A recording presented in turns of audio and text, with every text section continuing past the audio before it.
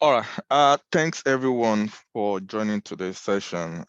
We really appreciate your time taken to be on this session tonight. Tonight we'll be looking at DevOps, but before we dive into what DevOps entails, I'll introduce myself. I'll tell you about the company. I'll share a few slides with you. Then I'll call on the facilitator as well, who will, talk more about, what you should expect on this journey. And after the whole presentation, then the line will be open for questions and answers as well. So if you have any question, for now, you can just raise your hand and I'll be calling you at the end of the session to ask your question, or you can as well drop your question on the group chat as well. I'll be reading them from there as well. All right. So without further ado, let me start by introducing myself. My name is Akin Oladeji, and I happen to be the founder of Learn with Pride. And Learn with Pride has been going strong for the last 4 years. And what we do is we help people that wants to transition from non-IT or non-technical background into the IT space. So we run different IT programs ranging from project management to Scrum Master, business analysis, product owner, DevOps engineer, data analysis, software testing, and IT support. So we run like 7 different ones at the moment. And by September, we are adding another one, which is web development, making it 8 in total that will be running. And what makes us different is because we focus on the practical aspect of things. Hello? Please, can you mute your mic? Oh, okay, sorry. Thank you for that. All right, so what makes us different is we concentrate on the practical aspect of things, as in practical aspect and exposing you to project as well. And unlike others, this is a very intense training that will expose you to more than 14 different industry standard tools used out there as well. And the way we equip you is to get you ready, is to make you job ready. We don't focus on certification, professional certification. We don't focus on that because that's not what will get you the job. What will get you the job is your experience and your ability to exhibit that you can do the work to the recruiters or to the employer. So that's what we focus on. And at the end of the training, you should be able to compete with those who has been doing this kind of job in the industry for the last 2-3 years. But this journey is a 50-50. We have to do our own bit, which is a 50% by providing you with the platform, with the equipment, with the support, with the mentorship. And also your own 50% has to be you dedicating your time to the process. You giving your all, your sweat, your time, to master all the things that you need to master. The training might be twice a week, but that doesn't mean your own learning has to be restricted to twice a week. For the duration of the program, your own learning has to be an everyday journey because there's no film trick, there's no magic. Your input will equals to your output at the end of the day. So if you put in the work, you see the result at the end of the day. It's as simple as that. And we are ready to, walk the walk with you. We are ready to go on the same journey with you because the joy of it all at the end of the day is for you to be able to secure a role. So that's what we do in all our courses.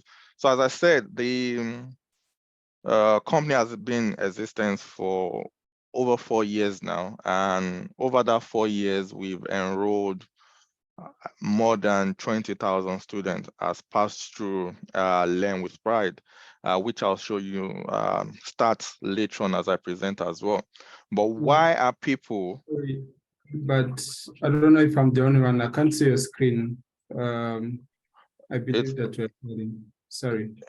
look at you. I believe it's from your side. I confirm if everyone can hear me and see my screen at the beginning, and they confirm yes to that. So you can log out and log back in. All right, so you can see it is from your screen, so you can log out and log back in. All right, so why are people considering IT career move? Or why is it now so rampant, so common? And this actually happened since after COVID. And the reason for that is most employers now realize that.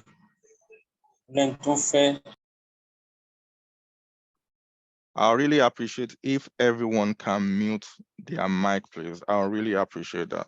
Thanks. As the administrator, I suggest that you should prevent people from unmuting. Why can't you unmute everybody from your side? Do it from your side. Yes, so thanks. Let me just continue. Thanks.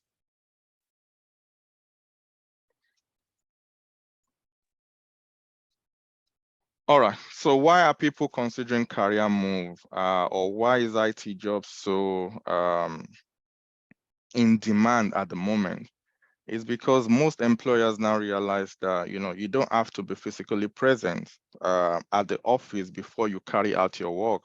They actually believe, or start even actually show, that when you work from home, you're actually working more than when you come to the office. So that is why most companies now allow you to work remotely.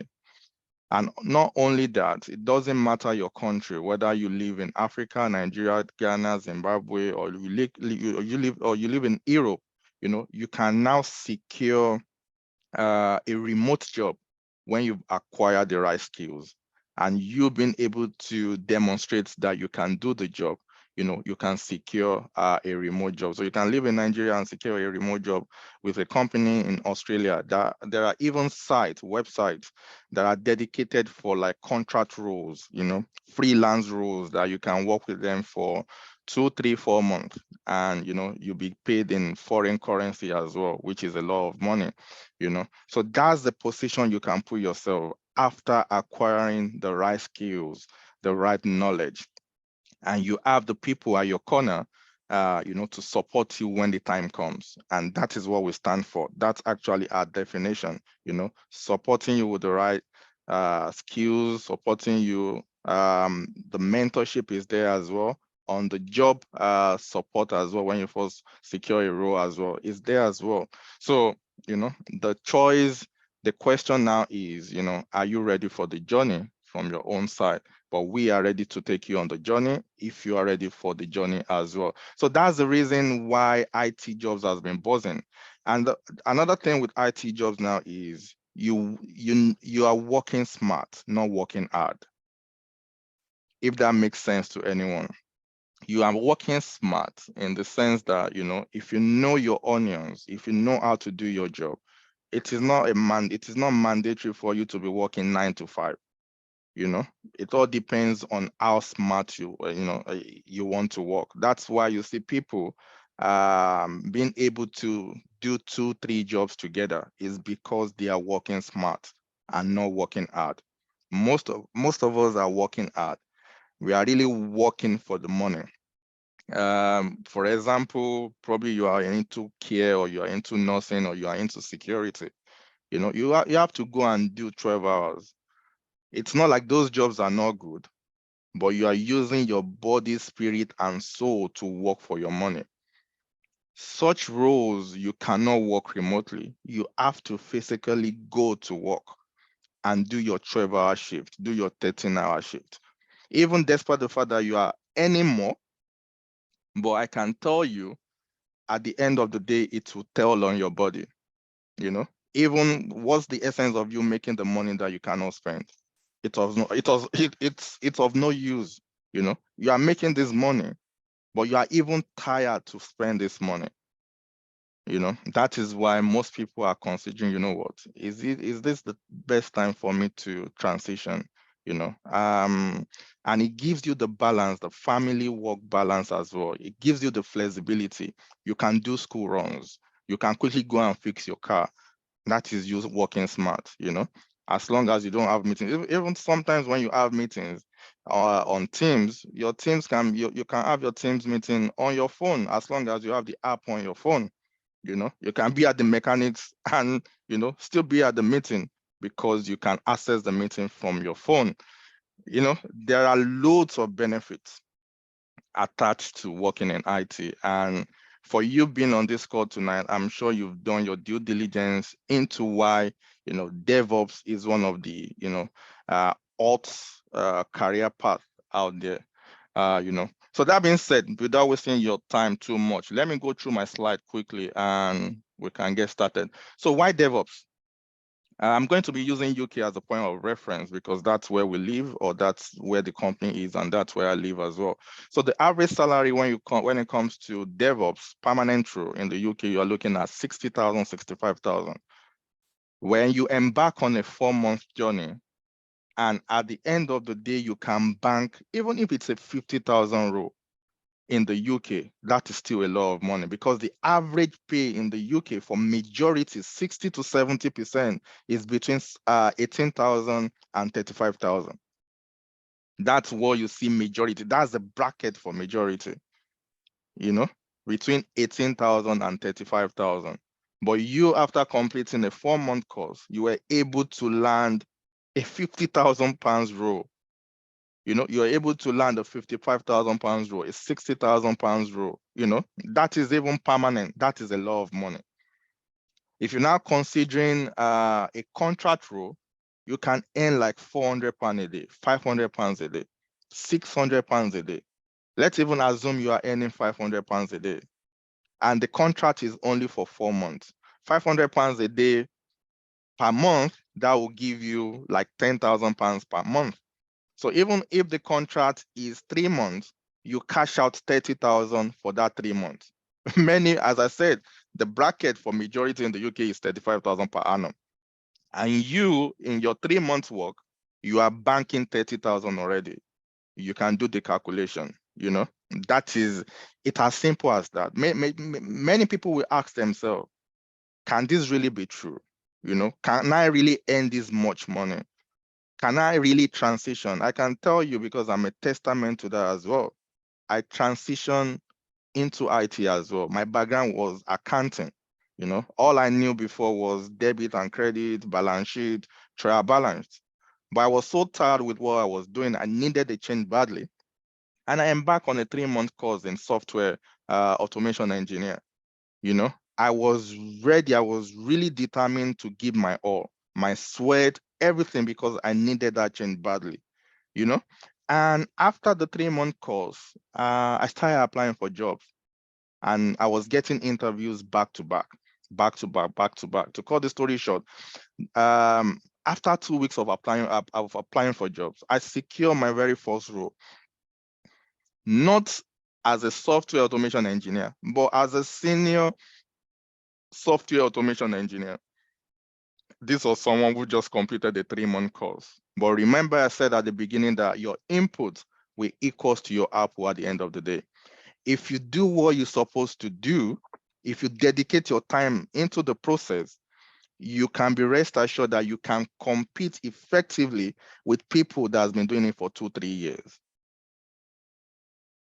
And it's all story today. Not only do I know how to my work is really technical, from non-technical background to a very technical space, whereby it involves writing codes in programming language like C# and all of that. Not only am I working in that space, I train other people as well to become like me. That is, so if you put your mind to anything, you can achieve it. All that is required of you is your determination, is your hunger for change, then we can do the rest as well. But there's nothing too difficult to achieve. You earning 60,000, 500 pounds a day, 400 pounds a day can come true. Don't have that mentality that, it's only certain set of people that can earn that money. It's a lie. It's a lie from the pit of hell.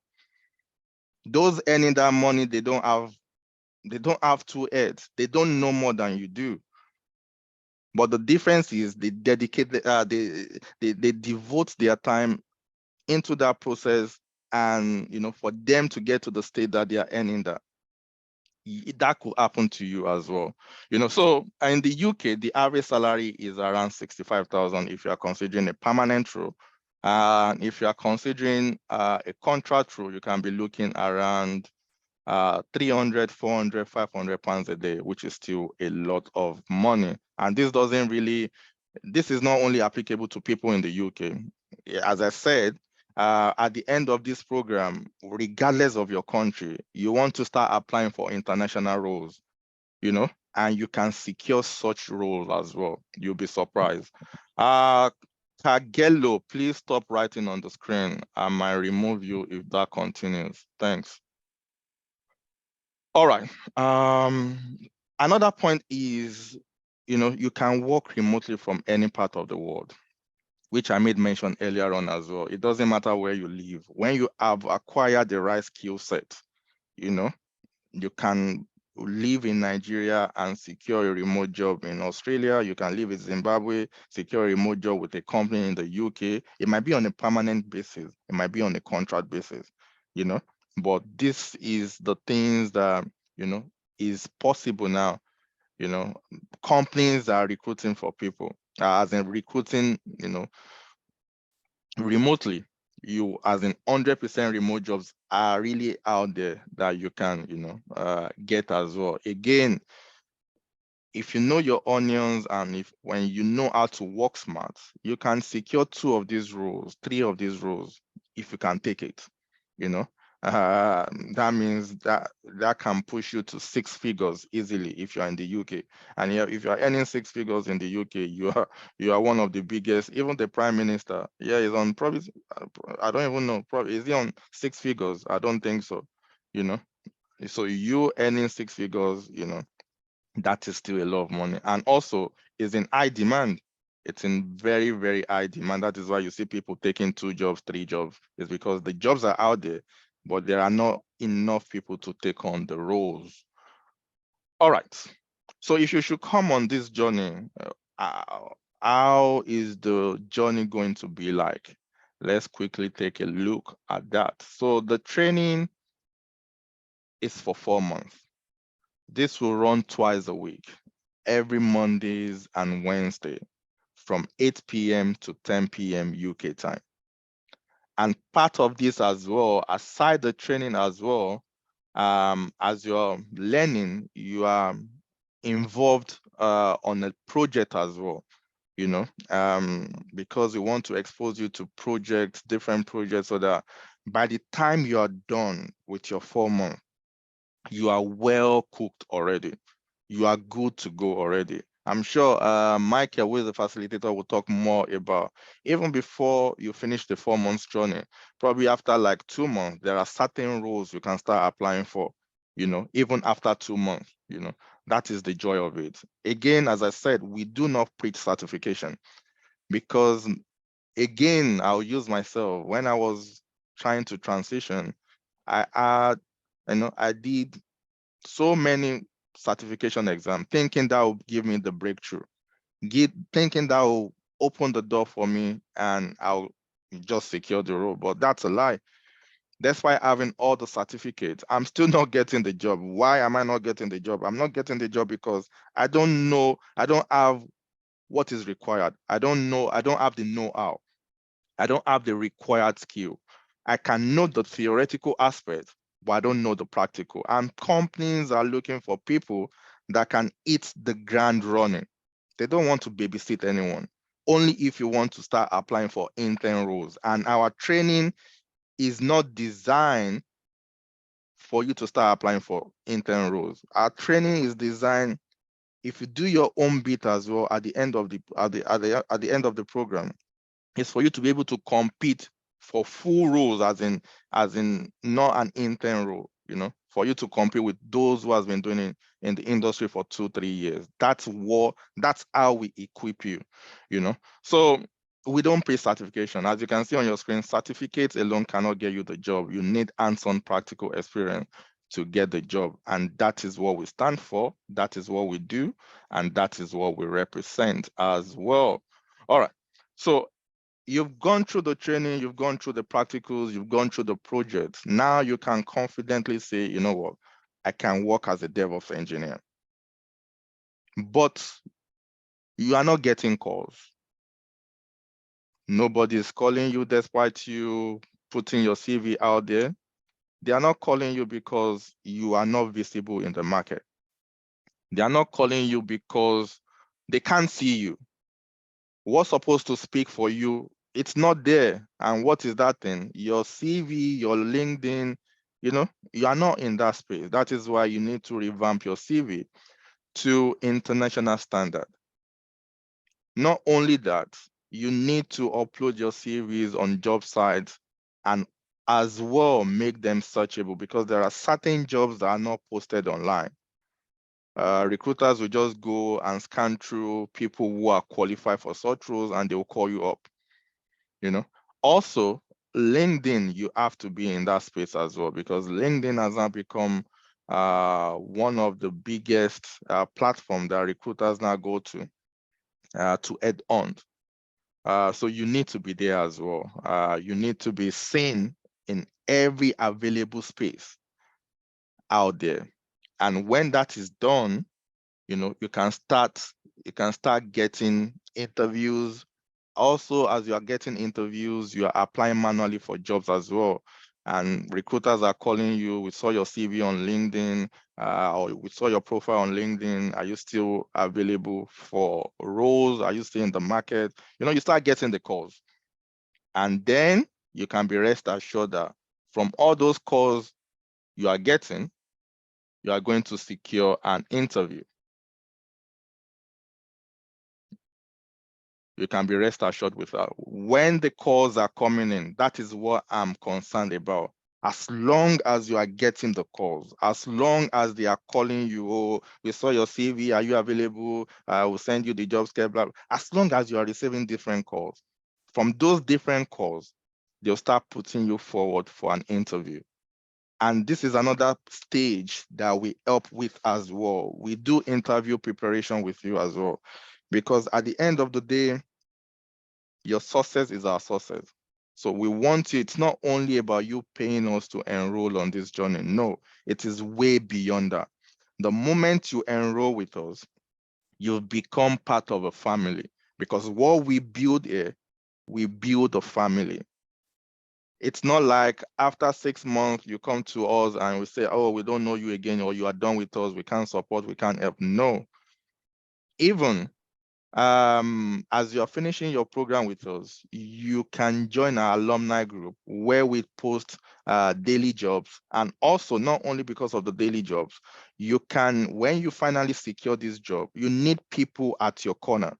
You need people that you can run to. You need that community that you can run to. You know what? I've been given this thing. I'm struggling with this thing. Can anyone help me out? A platform whereby you can throw your questions and you can be rest assured that someone will respond back to you.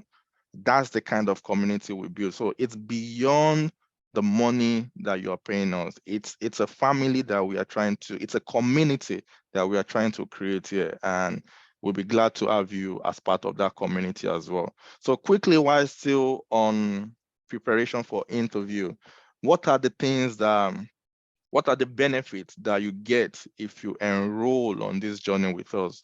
So you get the practical training. As you are doing the practical training, you are working on a project as well.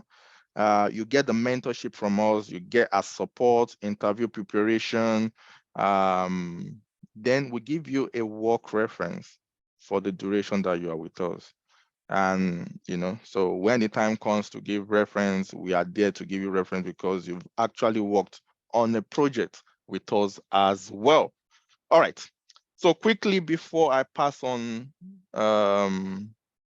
to Michael to take over, let me quickly share these stats with you. As I said earlier on, for those who were here, from the start till date, we've enrolled more than 20,000 students has passed through our training center.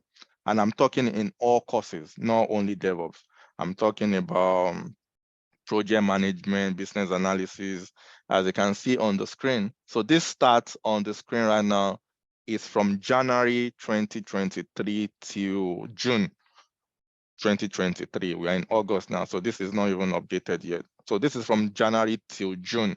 And you can see the stat for DevOps.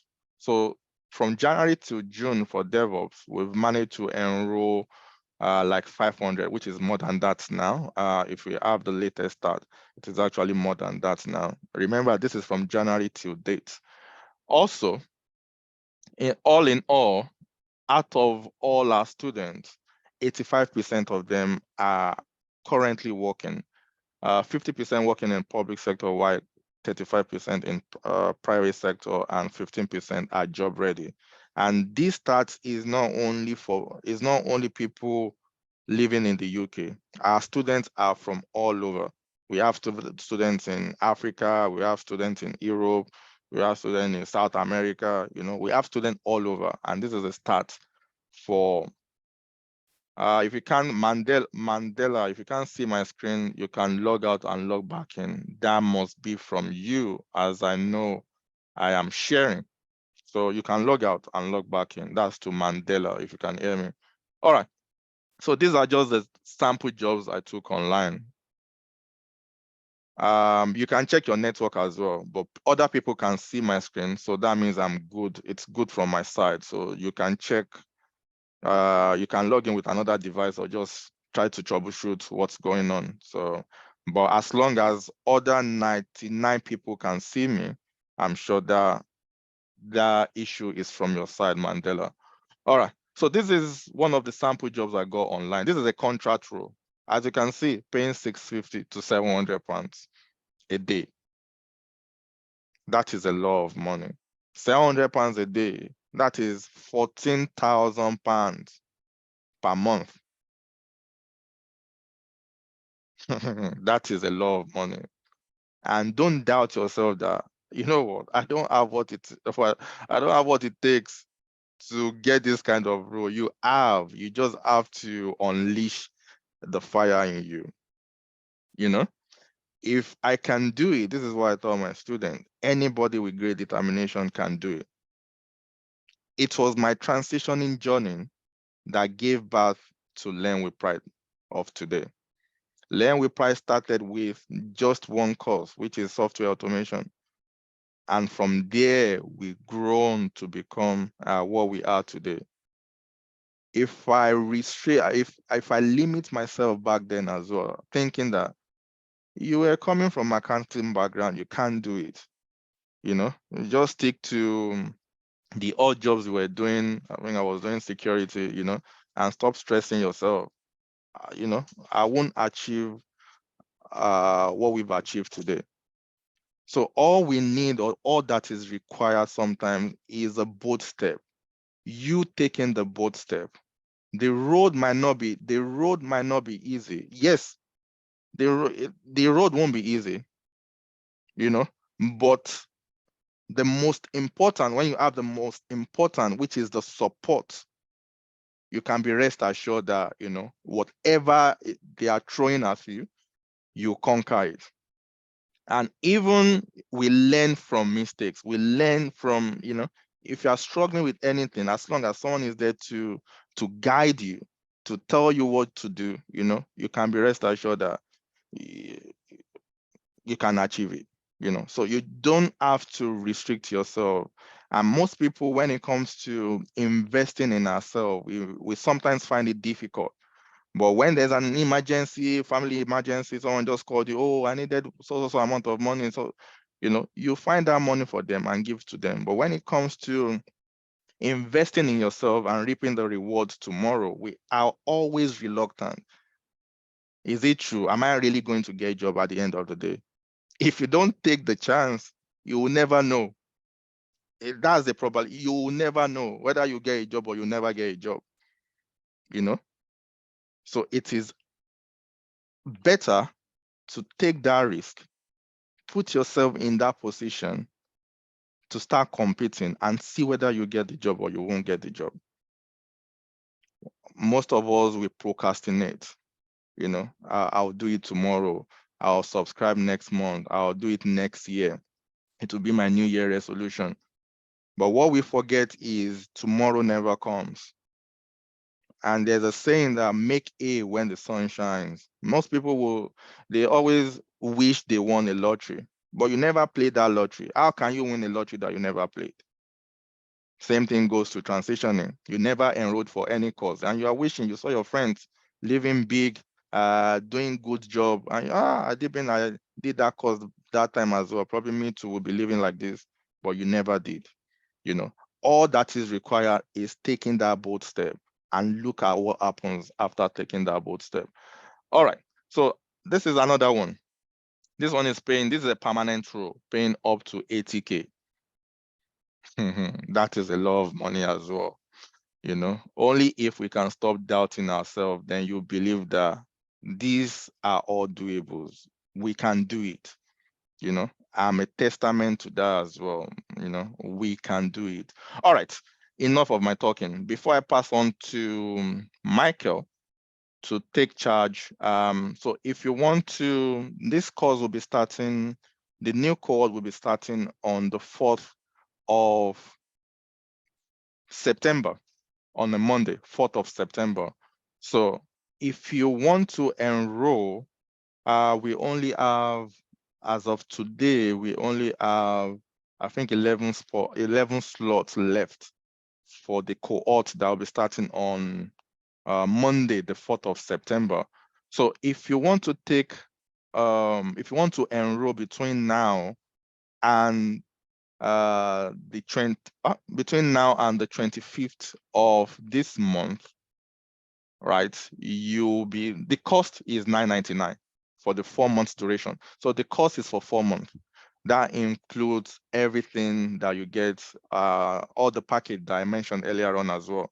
But for anyone enrolling between now and the next 1 week, as I said, we only have 11 slots as of today left. You get 50% discount. You know, half of this money will be taken away, will be given to you as a discount, making it $4.99. And this $4.99, you don't need to pay at once if you don't have it. You can start with half payments, and the other half will be due in 6 to 8 weeks' time after you started on the course. That is how flexible. I'm sure for anyone on this call who has done their due diligence regarding how much it costs to embark on a DevOps engineer course, you will know that you are getting a bargain here. That's all I can say. You are getting bargain of the century. That is what you are getting. Combined with all what you are going to get on the journey, this is a bargain for anyone who really has done their due diligence about the pricing from other organizations and all of that. You know that this is a bargain. Anyway, so that is the bargain. You get 50% discount, and half of that 50%, half of the remaining 50% is due to start on the course, and the other half can be paid within 6 to 8 weeks after you started on the course. All right. Finally, if you have any questions, if you want to enroll, if you want to secure your spot, you know, during or after this session, the best number to do that is on your screen right now. So you can make a screenshot or you can save the number on your screen. That'll be the best number to contact me for enrollment, for securing your spot, for any questions as well that you may have. That'll be the best number to reach out, to reach me on. All right. So for now, as I said, you can take a screenshot or you can save it on your mobile phone. All right. So for now, I'm going to be calling on Michael to shed more light into a day in the life of a DevOps engineer. Can someone with no technical background actually embark on this journey and at the end of the day, secure a role as a DevOps engineer? So without further ado, I'm going to stop sharing, and I'm going to be calling on Michael to take it over from here. Thanks, and I'll be back shortly. Michael, over to you. Okay, thank you very much, Akin. I appreciate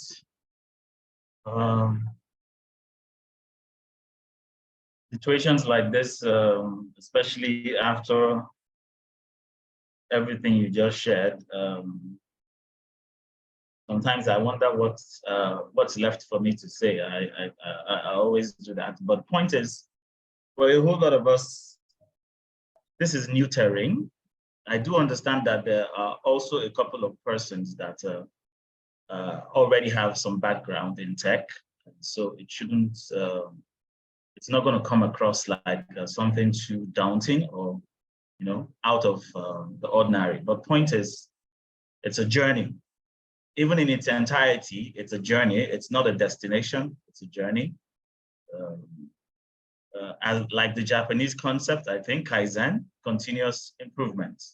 The whole idea is, let me start with introducing myself. My name is Michael, Aitano Michael. I'm a techie, systems administrator, DevOps engineer, a network expert, a Kubernetes administrator. We're talking of over 20 years background in tech. I've been a DevOps for about 10 years. I've been a DevOps for about 10 years. And so it makes the conversation quite almost natural for me. But point is, it's one thing to know, it's another thing to be able to teach. You understand? So teaching in itself is a terrain that really exposes your knowledge of the subject matter itself. So for me, it's a privilege.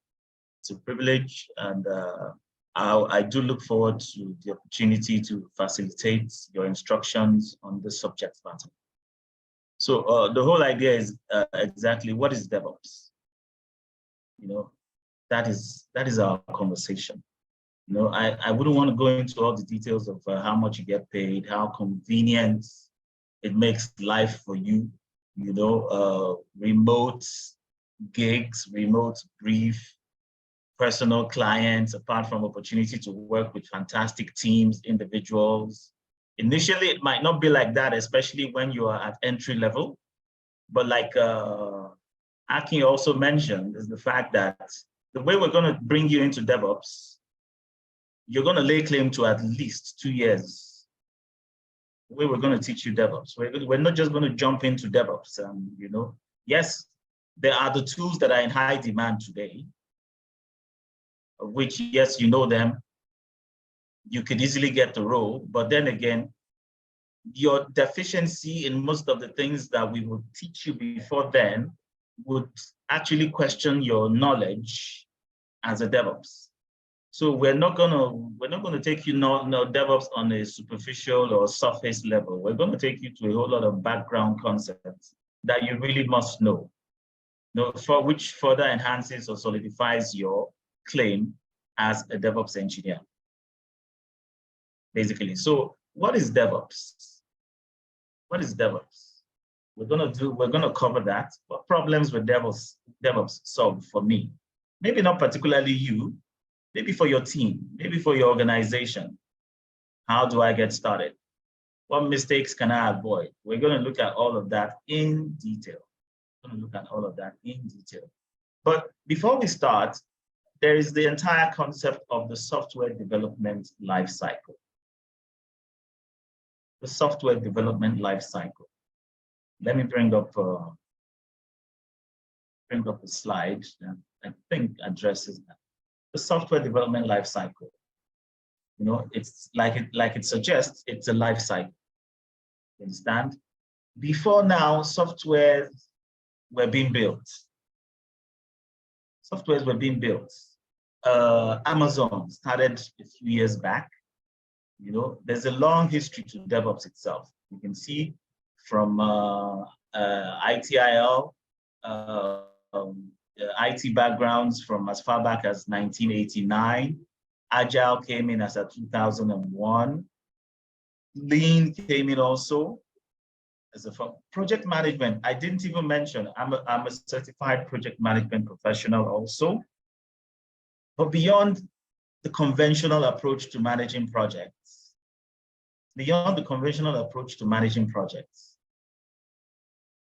there became a need where software needed to be delivered at faster iterations, faster speed, where unlike the traditional waterfall or traditional project management approach, where requirements have to be gathered over weeks, even months, stakeholder requirements, costs, schedule, and all of that, it can be very tasking and cumbersome and consumes a lot of time. There are times where customers or product owners just come and they tell you they have a fantastic idea, they have a layout for the idea, and they're looking at probably having it ready in the market within a few weeks. It has always been a challenge. The traditional or waterfall approach to project management does not solve this problem. Agile came a long way to help address this. Agile techniques also became very essential within the software development industry. For early adopters, Amazon, which other long-term, even Facebook, even for platforms like Facebook, they were early adopters of the Agile approach to software development. It made things faster. It made things faster, where faster iterations and all that came into it with the introduction of Scrum. Scrum is an agile, Scrum is a tool or is an approach to the agile methodology as far as project management is concerned. Agile just means faster, being lean. You understand? Being lean. So discussions around then became necessary and were pushed or promoted concepts like Scrum, where softwares were now deployed at a more faster rate, instead of the conventional approach where requirements is like the order of the day, months are gone without anything, the conversation kept on going. As far back as 2008, 2009, DevOps became, more prevalent. DevOps started to come in as an agile approach, or as a methodology in itself, or as a concept within the agile system. But at the end of the day, we can see it is still influenced by lean, which is agile. You can't separate lean from agile. So larger corporations, even the existing one from Amazon to Facebook and all that, because there were constant issues. It is one thing to deploy a software. It is another thing to manage the constant issues that arise from continually operating the software. So it became an issue of noticeable bottlenecks when it comes to feedback between operations and development. Development is the software part of it, where programmers or developers have to develop code, and the code is converted into deployable artifacts that users can access from your web interface. But beyond deploying it into an environment that can allow for easy access, there are also guys at the back end that manage feedback from the market. You're a user, for instance, your mobile app, your banking app, you're having issues. You're sending feedback to customer care. Customer care is a very, practical approach or practical illustration of operations. And between operations and the developers, the guys that develop the code, trying to correct or update running software. You remember, it is running. It's not something that is new. Trying to make modifications or updates to a running software is not particularly like a walk in the park. The fact that you can have an issue with your application, your mobile banking application or your e-commerce application tonight, and you sleep overnight, the next morning you see that it's been updated. Oh, it's no longer there. A bug has been updated to fix the problem. There's actually a lot that goes on at the back end.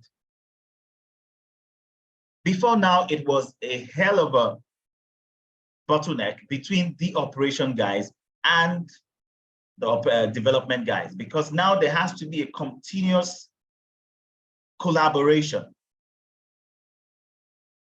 As it is, there has to be a continuous collaboration. But the point is, before now, there was what you call a large silo.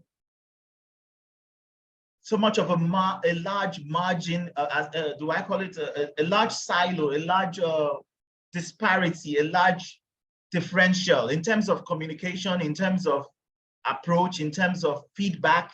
There was a lot going on, and customers were displeased. Large companies were losing because of displeased customers and all that.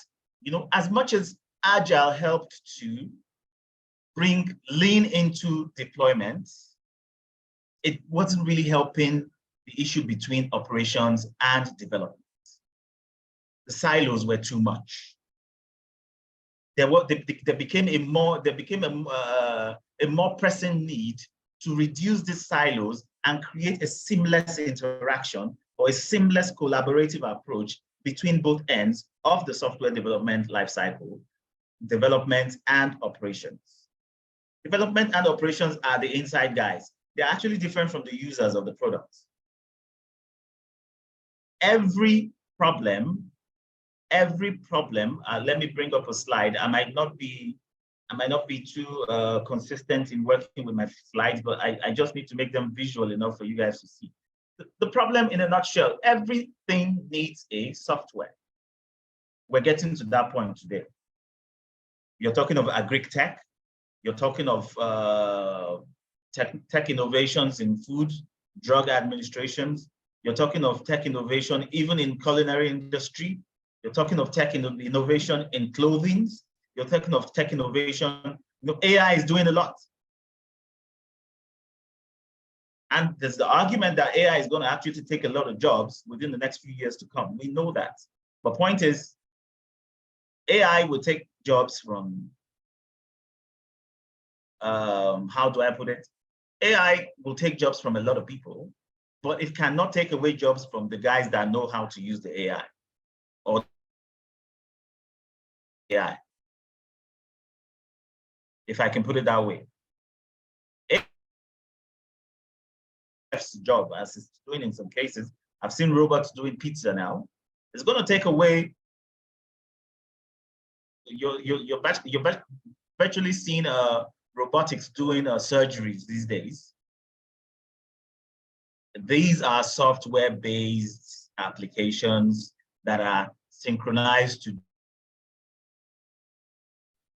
The point is, there are guys at the back end that deploy this, manage the seamless flow, in quotes, between the operations and development of such applications. So every problem in itself needs an application. Or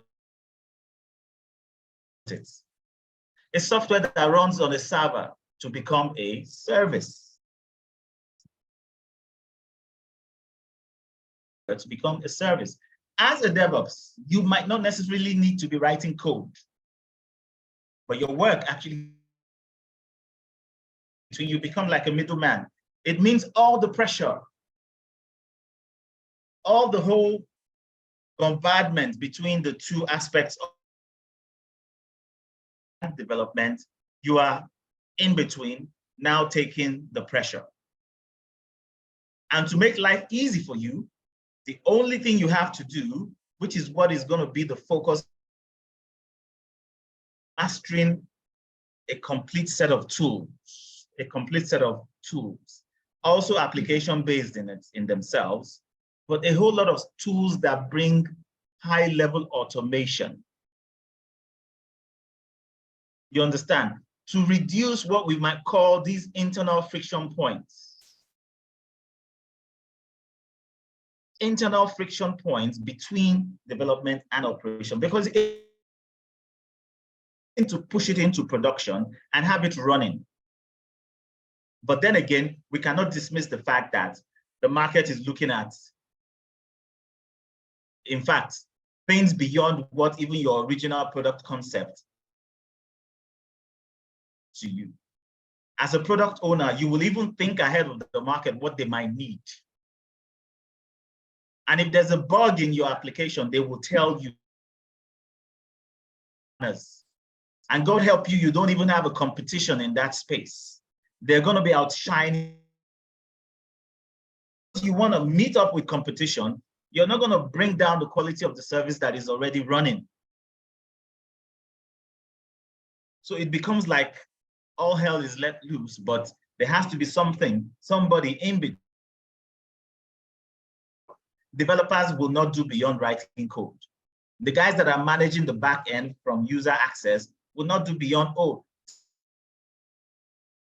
customers are having, what can we do about it? They escalate the issues to developers. What do developers do again? By the time developers even get some of these communications or feedback per time, it's already caused enough, displeasure within the market. Customers or the market is shifting to your competition. So you see industries, you see large companies losing money, which became a justification for DevOps. As a DevOps, you're going to be an automation engineer managing these established frictions. That is what you're going to do. Basically, this talks about, the slide you're looking at now talks about a brief history in terms of DevOps. You understand? Talking about Agile, Lean, and I think it mentions Scrum at some point. But the point is high velocity deployments. And before we now start talking about organizations adopting Scrum, influences around, DevOps. And large organizations or companies start branding DevOps solutions. You can't run away from that. But as a DevOps, what are you going to be doing? What exactly are you doing within the entire framework? What's your business in there? We know that, yes, we've established that every problem needs a software. You can't run away from that today. It means as a DevOps, for the next 20, 30 years, your job is secure. Your career is secured. You just need to define the space you want to get yourself into or get a leg into the market even. Then you start honing your skills. Like Aki already mentioned, we are going to teach you just about every basic you need to get into the market. But staying in the market is entirely up to you.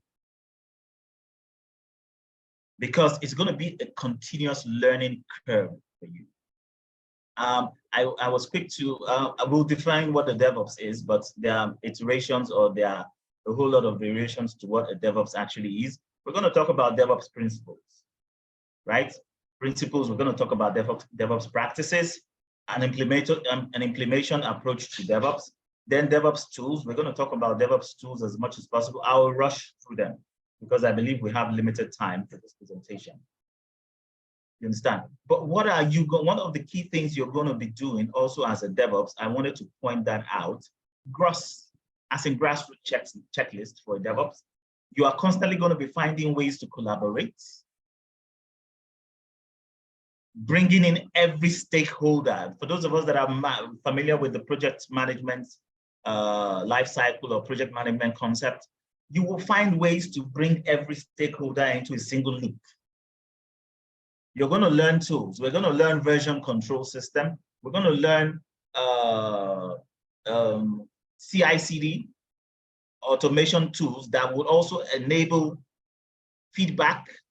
It automates feedback and collaboration between team members such that there are no silos.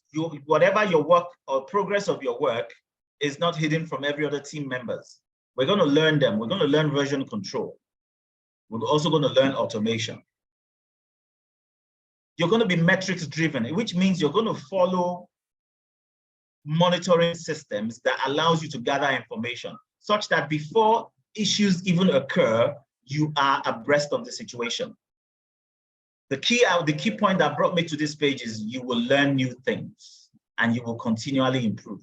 So your journey does not end with this course itself. I know for a lot of you, yes, it's attractive that you see DevOps pays a whole lot of high job.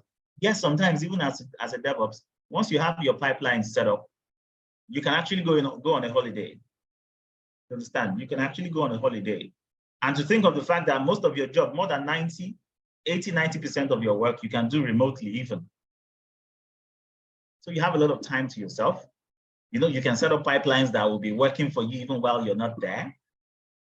But getting or building yourself to this point actually requires a lot of work, just like this course itself. At some point, yes, it gets really technical. It might even want to drive you crazy. I'm not going to even tell you that it's going to be easy, but it is doable. One of our present classes, just like the other ones we deployed, we've had cases. If there's a lady in one of our present classes, a lot of them are novices. We know what we had to go through. But right now, they are setting up servers. They are deploying code. They are deploying code. They are more of cloud engineers now. They work with cloud platforms. AWS is our preferred platform. We're going to work with AWS. We're going to be AWS DevOps. There's Azure, there's GCP, but the focus of our conversation is AWS. AWS still owns about relatively over 45–50% of the cloud market today. Every other platform shares the other 50–45. So you're not wrong when we say, we're not wrong when we say AWS is our preferred platform. You can then, you know, probably upskill yourself to engage every other necessary platform, just maybe based on the environment you want to put yourself into. It is all about communications. You will understand business goals and how to build them into your deployments. Because to a large extent, there's no business, there's no high-end or large company out there today that does not have its business logic on the web today. All business banks have their business logic on the web. That's why you have a banking mobile app. That's why you have internet banking. And so it's convenient for a whole lot of us not to go to the physical banking hall today. Why? Because the same business logic is exposed on the web for you, but there are guys managing it at the back end. That is where you come in as a DevOps. When there are issues with the applications, there are guys managing it at the back end. That is why you are there as a DevOps. Between realizing the problem and fixing the problem, there's an in-between guy that makes the integration seamless, which is where you're now going to learn tools. You're now going to learn how to use tools. You understand? We already understand what DevOps is, right? We already understand. We're going to look at a cross definition of DevOps. You cannot exactly pin one definition to DevOps. So we're going to use this basically as our definition of DevOps, right? When we talked about agile methodologies as against the traditional approach to project management, right?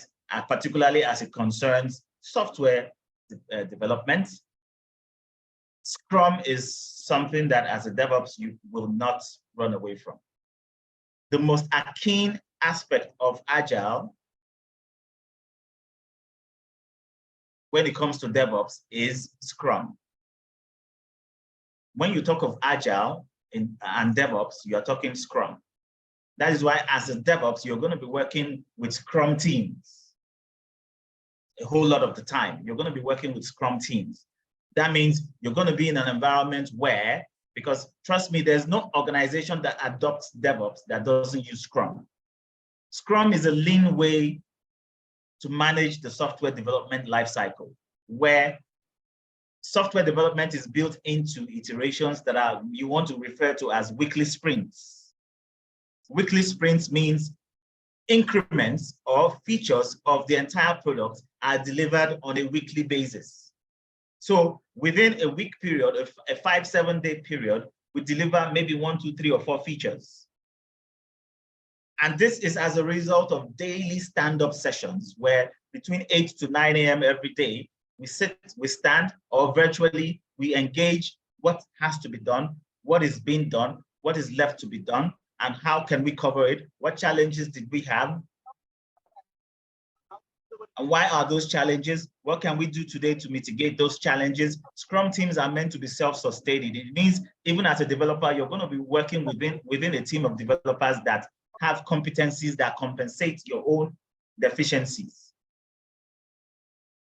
So there is no excuse for a lag in the entire delivery system. You have no excuse but not doing what you're supposed to do. The only reason you're not doing it is because you either don't want to do it or you're not escalating it as appropriate. And we're also going to be learning tools that make the entire work transparent. So you cannot even say you're working and the rest of the team are not seeing what you're doing. We're going to learn version control. You're going to learn how to use Linux as a fundamental environment, the command line interface, before we even go into version control and even shell scripting. You're going to learn basic scripting, not necessarily so that you will master coding, because as a DevOps, you don't necessarily need to know how to code. So don't get scared about the fact that you're going to be working with code. Yes, you're going to be working with code, but you don't necessarily need to master coding. You have developers on the team that will do all the coding for you. Yours is to take the raw code and deploy it. So you're going to learn how to build what we call artifacts from raw code. These are the modules now that are deployed into live production environments.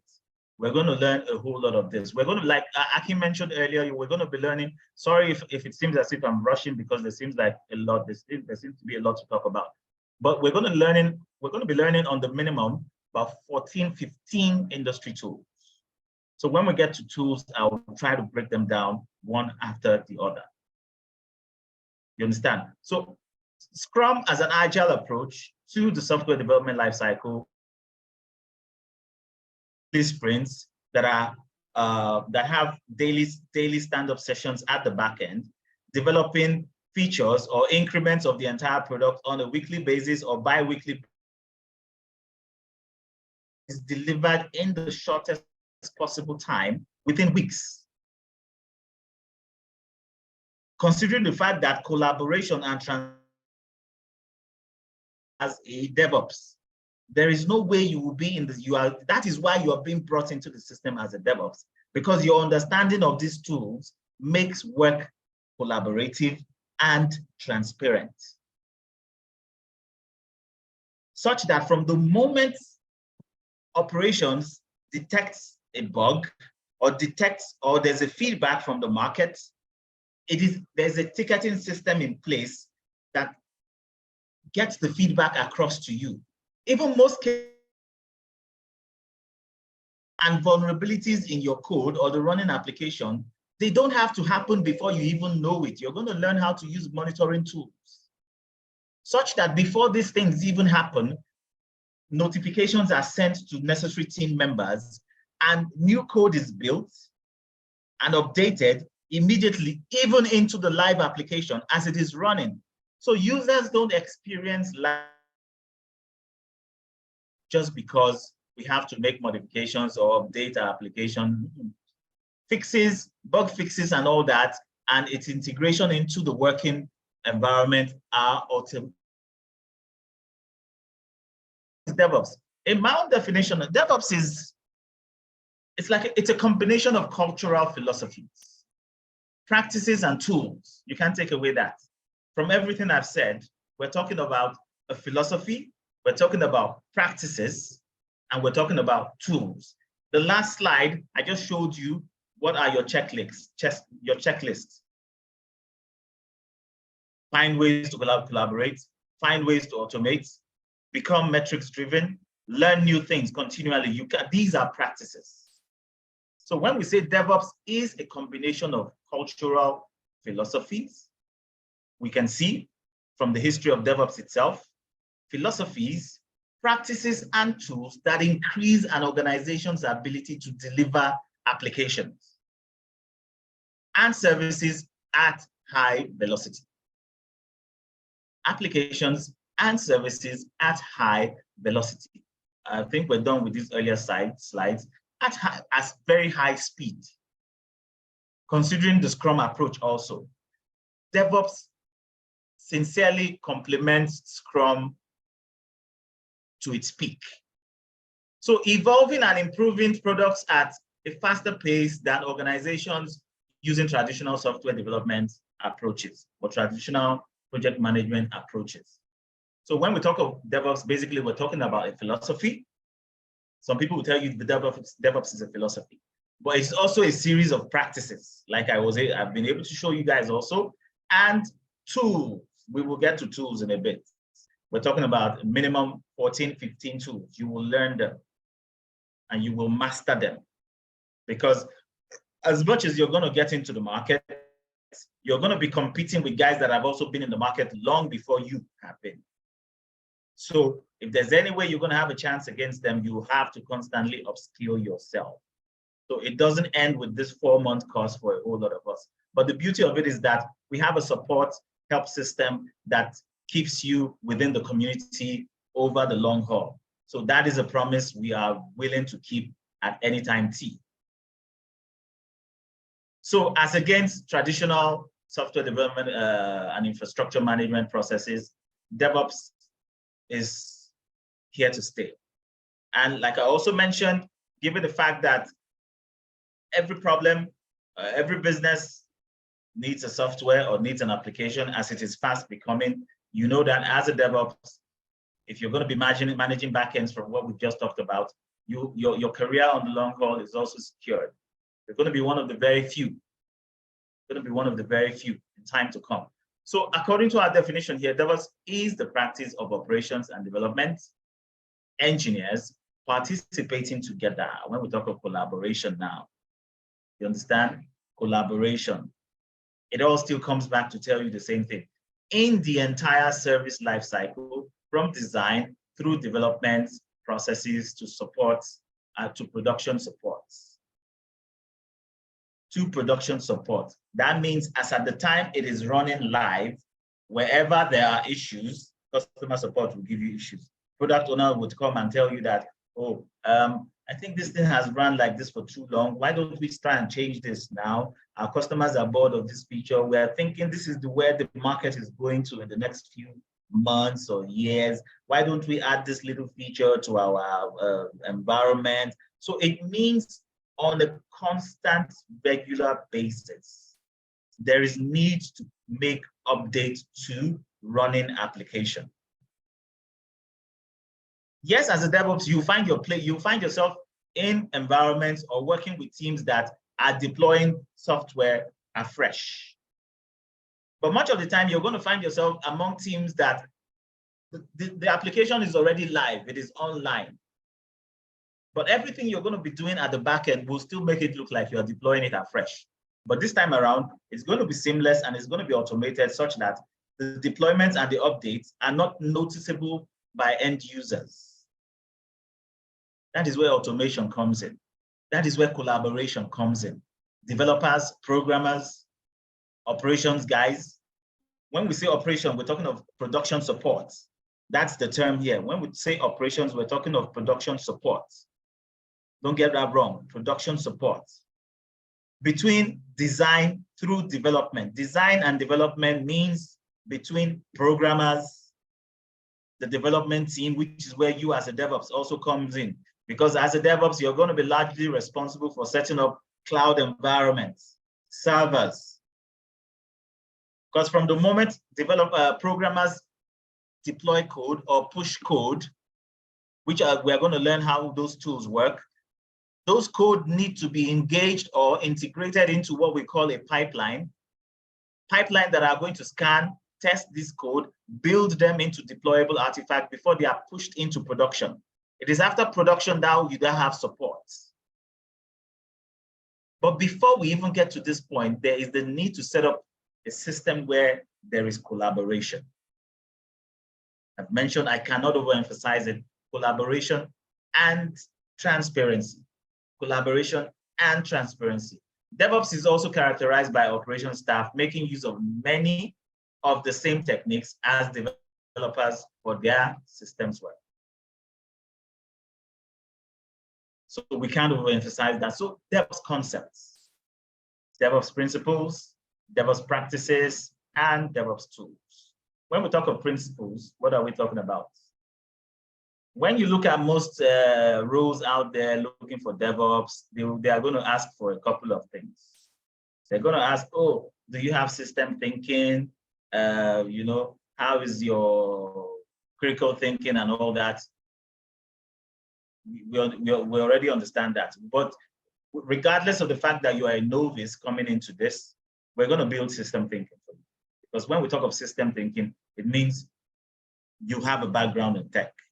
But as far as this is concerned, don't be bothered. We are going to make sure we carry you along, show you all the basics, even try to explain it as if we're explaining it to a kindergarten person. Some of us are family people, we have kids. So the same way,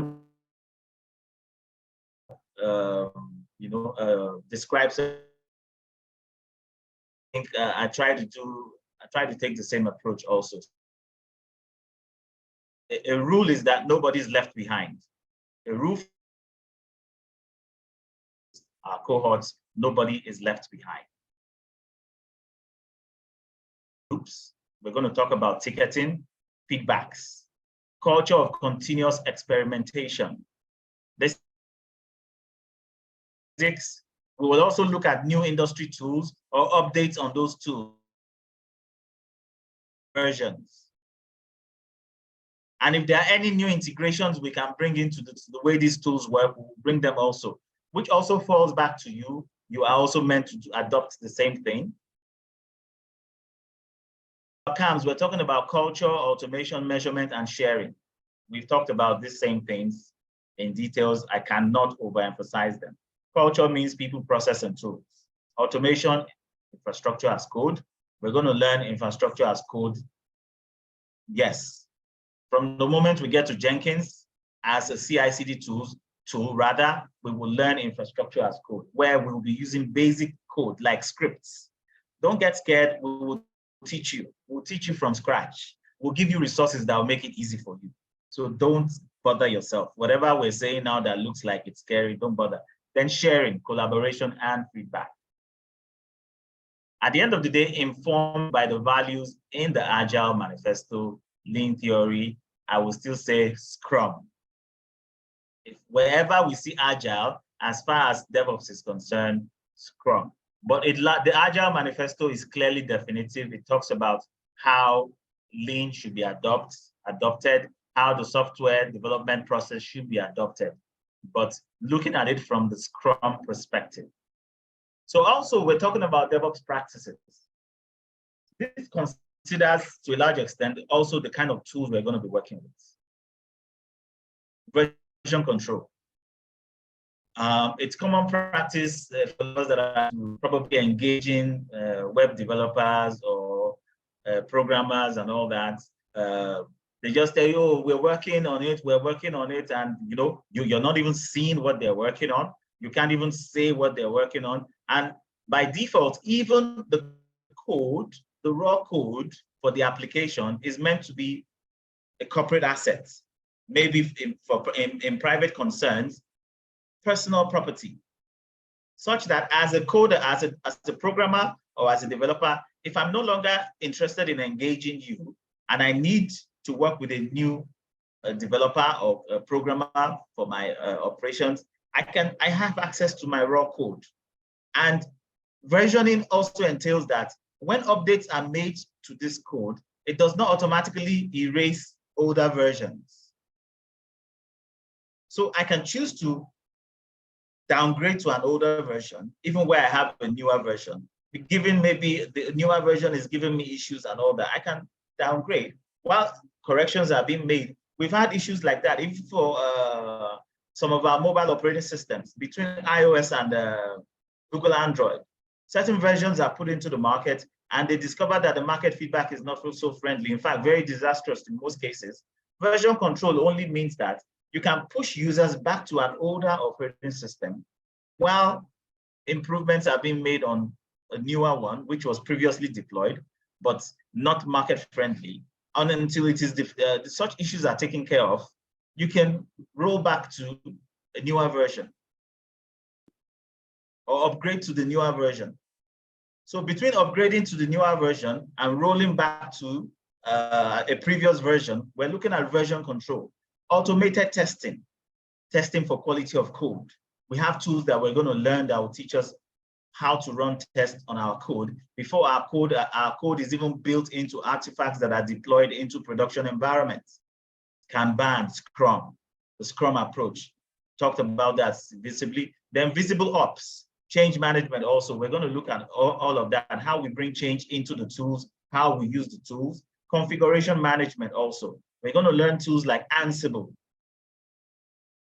where you use code to deploy infrastructure, code to deploy servers, code to manage servers, upgrade servers, incident command system. We're going to learn how to work within the command line interface. We're going to learn continuous integration and deployment and delivery. We're going to first start with the manual approach. Yes, very essential. But then we're going to go into automation. That is CI/CD. We're going to learn CI/CD. We're going to put developers on call or automate ticketing, where developers are automatically alerted of any incident or occurrence or incidents within the software development lifecycle. Virtualization, cloud, containers. We're going to learn all of that. We're going to, in fact, from the very beginning, you're going to be learning how to deploy servers on the cloud from your first module. From your first module, Introduction to Linux, you are going to more or less become cloud engineers. So we're going to learn virtualization, we're going to learn cloud, we're going to learn containers. Containers are the most recent, or let me say modern day approach to software deployment as against virtualization. We're going to learn all of that, two-chain approach, transparent uptime, and incidents retrospective. Retrospective. When particularly we talk of retrospective, we're still looking at Scrum, an agile approach to the software development lifecycle. You know, don't mind me, I'm trying to cover a lot within. I know we have about 2 hours for this. Then implementation model. You know, I was from our definition of the definition we have here about DevOps, we started with collaboration, then design. Design is essential. Design through development. So our implementation model does not take away from service design, transition, which is release, then operation. It's very simple. If you want to look at it in the simplest of ways, this is it. Service design, development. Service transition, release. Then service operations, backend, after production, customer support, whatever you want to call it. As a DevOps, you are continuously in this loop. These guys can work in isolation. Development can work in isolation. Operations can work in isolation, right? As a DevOps in between, you cannot work in isolation. You are responsible for managing everything that happens between these two guys. That's why you're like the middle guy here. Release. From the moment anything happens here, you're also in between. And I'm going to show you another model now. You're also in between. So planning, coding, building, testing, release, deploy, operate, monitor again. If anything happens, we go back to planning. And from planning, we develop new code or updates to code. After we make updates to code, we build artifacts again. Test these artifacts, then release and deploy again. Operation continues. During operation, if there's need for updates, if there's customer feedback or market feedback that requires bug fixes or updates or upgrades or new features, we go back to planning, right? And after planning and approach, new code is developed. New code is developed, existing code is updated, we go back to building. So the DevOps lifecycle or the operational model becomes like a continuous loop. That is why your work as a DevOps never really ends. It never really ends. But the beauty of it also is that we're going to learn how to use pipelines to set up or automate all of this, such that you don't really have to be there most of the time. Don't get scared. You don't really have to be there most of the time. We're going to teach you how to develop scripts or write scripts or pipeline code that automates all these processes, such that when developers make their code and changes, the moment they push it, there's a system that automatically pulls it, does the build, does the testing automatically, releases and deploys it into operation. And there's also a monitoring system you're going to learn also how to use and set up that monitors if there's any system feedback that is not coming directly from operation. There are tools that will monitor the running software and trigger issues that are immediately picked up by the team and necessarily between the team and between developers, of which as a DevOps, you are also within the development team. So the development team picks up these issues, picks up these feedbacks based on metrics that you have also set up in place. And planning is immediately carried out, coding is revisited, build is automatically triggered, testing is also done, release, and it goes on and on and on and on and on. That is why you can have a product owner come up every 3 months or 4 months and tell you they want to make certain changes to this thing. They've had this feature enough. They want this thing to be there now, and they want it has to go into the code. It needs to be able to perform this. It needs to be able to perform that. Let's update it and all that. That is just the product owner, not even the one that is coming from the market or users, end users. They have their own set of problems too. They will call customer care, they will complain, they will rant, they will insult, and these problems have to be addressed. How? By updates to the code also. But point is, immediately code is updated, automatically a build is triggered. That is why as a DevOps, you're quite relaxed knowing that you're not involved in coding, or you are involved in the planning process.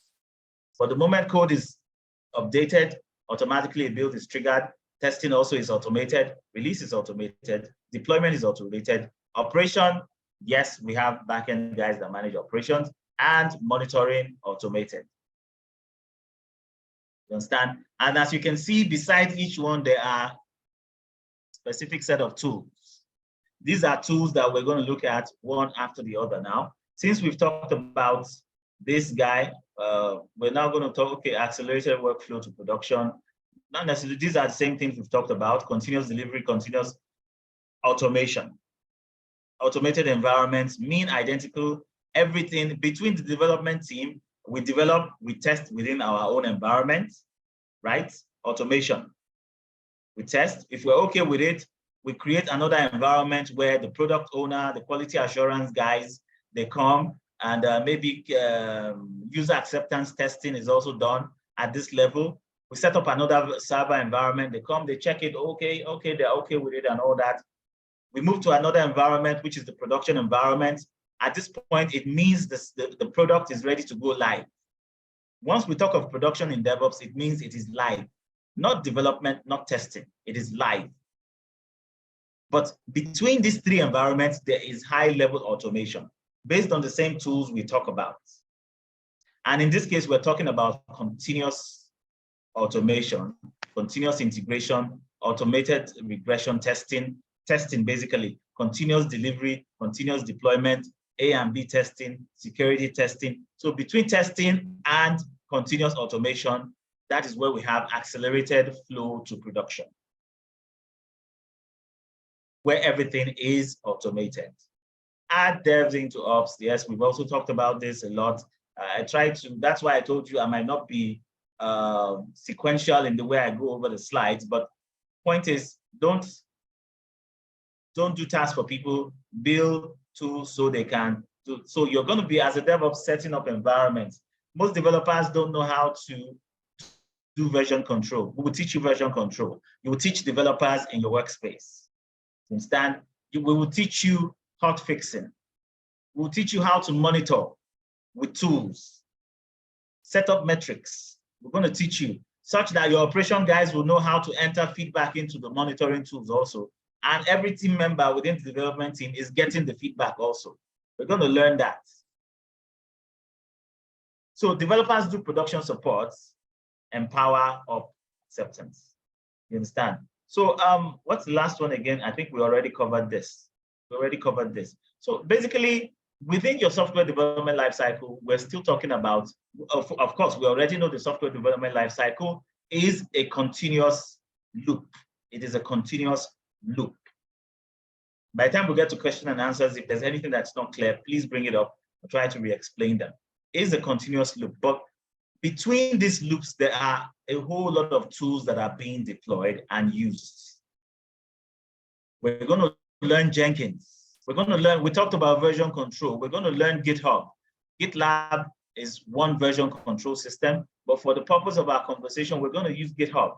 We're going to use Jenkins for CI/CD, automation, continuous integration, continuous deployment, like we talked about here, and also regression testing, what's it called, features flag, A and B testing are all going to be built into our automation environments. They are all going to be built into our automation environments. We're going to learn Git for version control. We're going to work with Amazon as a cloud support or platform provider. We're going to learn Docker for building images that are deployed as containers. We're going to learn Ansible for configuration management. We're going to learn Terraform for infrastructure as code. We're going to learn Kubernetes for container orchestration. We're going to learn a whole lot of other tools. Let me bring up a page. This is a text editor. We're going to be using it a lot. This is my text editor. We're going to be using it a lot. When we talk about tools, okay, introduction to DevOps, Agile, okay, I think we've covered most of this. When we talk about tools, basically we'll be starting with Linux. It is not far from everything you've seen on the slides here. Besides, you can't even start using any of these tools until you have a very strong foundation in Linux. Some of us have heard about Linux. In fact, some of us, we have this conception about Linux like it's one big thing. Trust me, we're going to make Linux look like you are learning how to peel groundnuts or nuts and chew. Scripting. This basically introduces you into scripting. You will understand how codes are written and how code works. It doesn't necessarily mean you'll be writing codes, but even in as much industry still demands that you have a basic knowledge of code. So in most roles out there being advertised, shell scripting is a We're going to teach you Git and GitHub for version control. You saw that already. Then how to convert your code into a deployable artifact using build tools like Maven. We're going to learn how to use Maven. Then also we're going to deploy our built artifact into application servers like Tomcat and JBoss. We're going to learn that. We're also going to learn how to load balance and manage user traffic using HTTP servers like Apache. Then we're going to use SonarQube for code testing, quality assurance. We're going to use SonarQube for testing. We're going to use SonarQube for testing and code quality or coverage. We're going to learn how to use SonarQube. Then Nexus, also for Artifactory repository, we're going to learn Nexus. Right? Also as a proxy server, which protects our Maven build environment. We're going to learn a whole lot of that. Then Jenkins.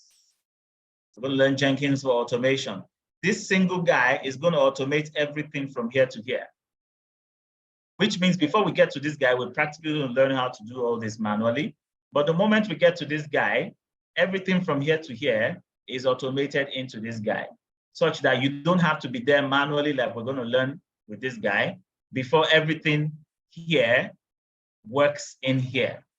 That is your first introduction to infrastructure as code or configuration management, where you're going to learn how to use a simple script. You'll just develop a simple script and it will automate everything, even send email alerts and notification to team members and let them know that this is what is happening in your pipeline.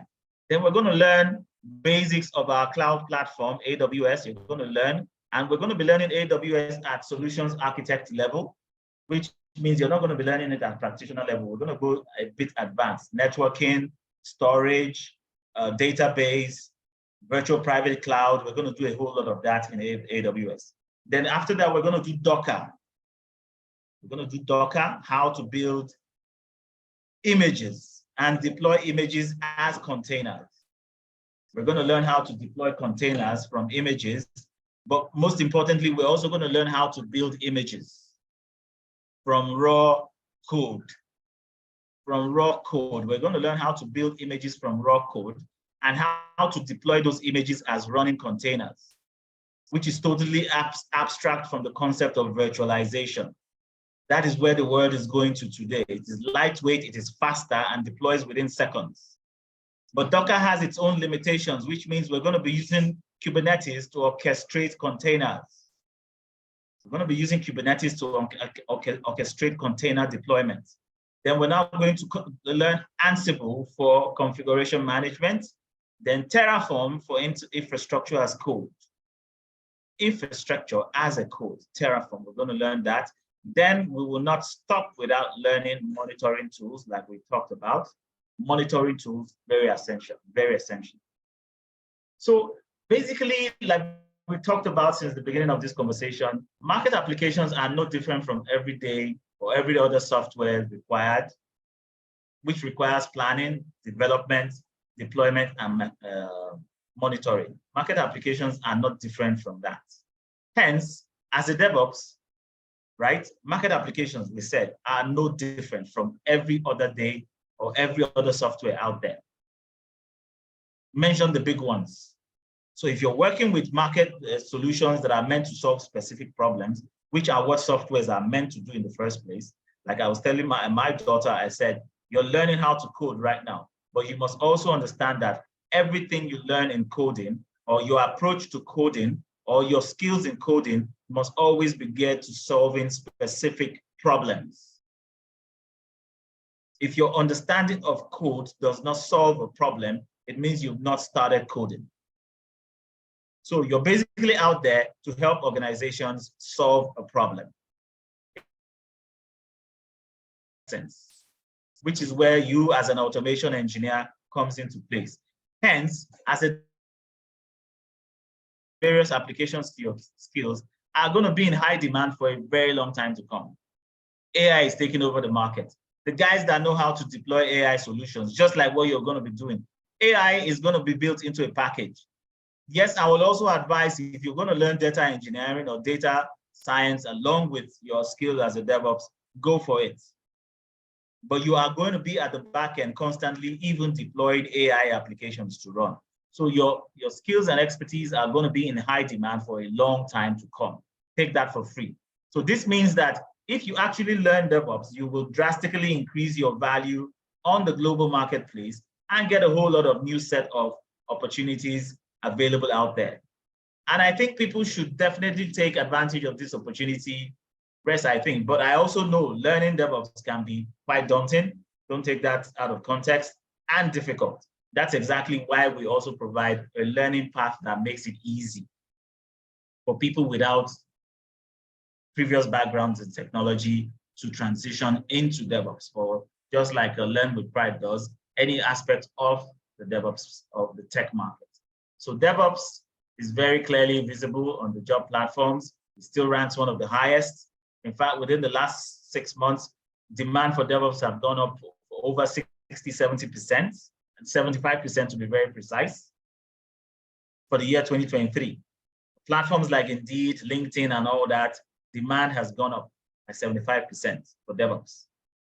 So it is a high demand skill, and you might really want to cash into the opportunity to learn it and put it in your portfolio. So with that said, I really don't want to bore you out with too many other details. Let's leave the rest for possibly questions and other concerns that we might have. I'm sorry if it seemed as if I rushed this session, but if we do have any concerns, I'll leave the floor to my admin to manage the rest of the session. Thank you very much for your time and patience. Really appreciate it. My name again is Michael Aitano, DevOps engineer, cloud architect, Kubernetes administrator, and a certified project management professional. Thank you very much for your time. Yeah, thanks, Michael, for that. Really appreciate it. Please, if you have any questions, you can start to raise your hand, and I'll be calling on you to ask your questions. You can as well, what's it called? You can as well drop your questions on the, what's it called? On the chat. I'll be picking them up from the chat as well, but I really want to hear from you. I think the essence of us being on this call is to is to learn from each other. So I'll appreciate you actually raising your hand and calling you to ask your questions. So while you're still thinking about that, whether for me to hear your voice or not, again, just to go through what I said earlier on, the start date for the next cohort will be on the 4th of September. That will be on a Monday.